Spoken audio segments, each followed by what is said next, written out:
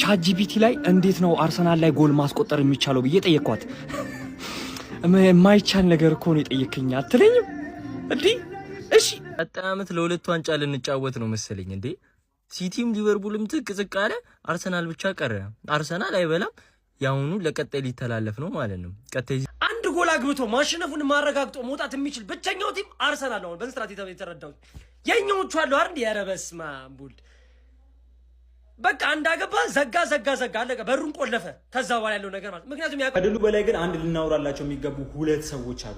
ለአርሰናል ጥንካሬ እዚህ መድረስ በጣም የሚታገሉ አንድ አጥቂ እኔ ነኝ ያለ አጥቂ የማይጠጋቸው ሁለት ተከላካዮች አሉ። ጋብሪኤል ማጋሌሽ ኤንድ ዊሊያም ሳሊባ።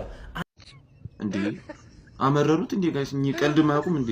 እኔ እኮ ቀልድ ነው አባብዬ ምናምን ስለነበረው እኮ ውሸት ነው ለቀልድ ነው እንጂ እኔ እንደዚህ አስቤ አይደለም። የምሬን ነው። በይፋ የአርሰናል ዋንጫ ተፎካካሪ በርነማውዝና ከወራጅ ቀጠና የመጣው ሰንደርላንድ ሆኗል።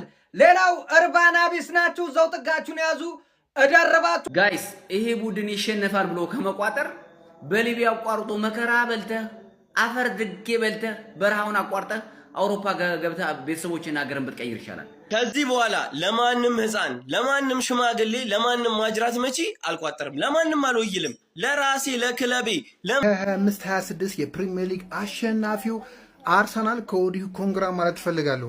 ቀደም ምን ብያችሁ ነበረ? አርሰናል ካሸነፍ የሚያሸንፈው በጠባብ ውጤት ነው፣ በጣም ይከብደዋል የጨዋታ ብያለሁ። ሲቲም ተሰጥቶታል።